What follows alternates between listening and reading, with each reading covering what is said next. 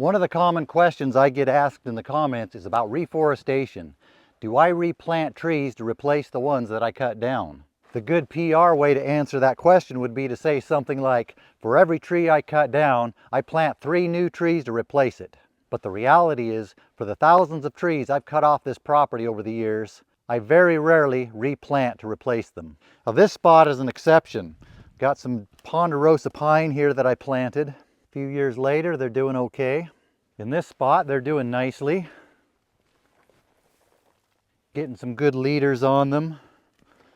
This one's growing over 1 foot a year. For a hot, dry, south-facing hillside like this, that's not too bad. The reason I replanted this spot is because it was originally almost 100% thick manzanita. So thick you couldn't even walk through it. I left some of the nicer specimens, pruned them up so they're less of a fire hazard.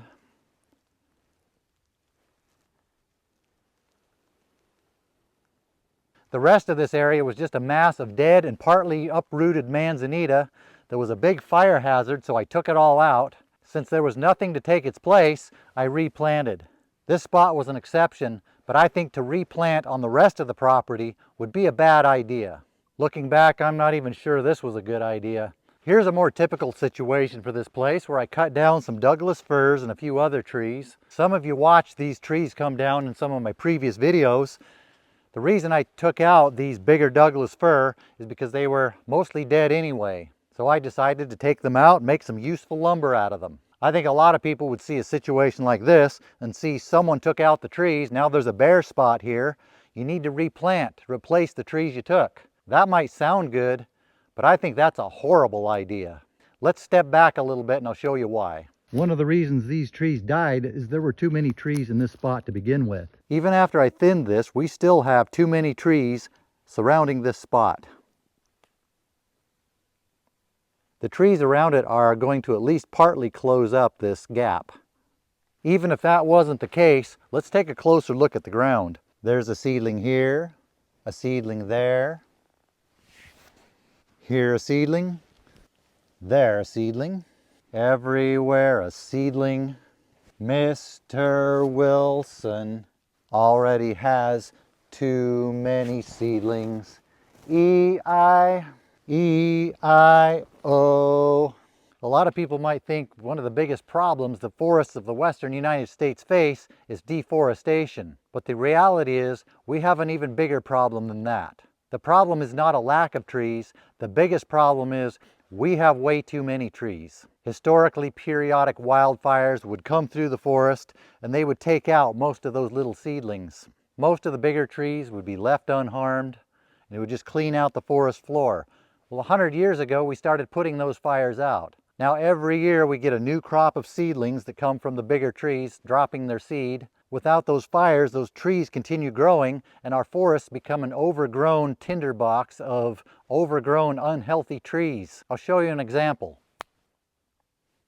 Didn't happen. We're supposed to go to the next scene. Let's try that again. Still nothing. Try it again. Look how dense these trees are. This is the kind of thing that's fueling a lot of the big forest fires in the western United States. You can't have these many trees together and have a healthy forest. Trees start dying because there's not enough resources for everything. With a mass of small trees like this, they're all pulling water out of the ground. Then there's not enough left for the big trees. They get stressed and die. Then you end up with a forest like this that's just a mess. Not a healthy forest. With this kind of a fuel load, you end up with catastrophic fires that end up killing everything.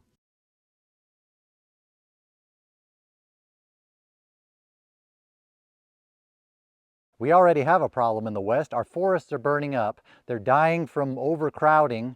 If I was to plant trees here, that would just exasperate the problem. In so many forest operations in the West, if people were to replant trees after they cut them down, it would be a bad idea. In this spot where I thinned out the bigger trees, I even cut down some of the seedlings because there are way too many of them. Of course, there are a lot of exceptions to this. If you cut down trees and there are no other trees to replace them, no seedlings on the ground, obviously you want to replant. If a catastrophic fire burns up a place and there's no more trees left, it's good to replant. If someone clear cuts and wipes out all the trees, replant.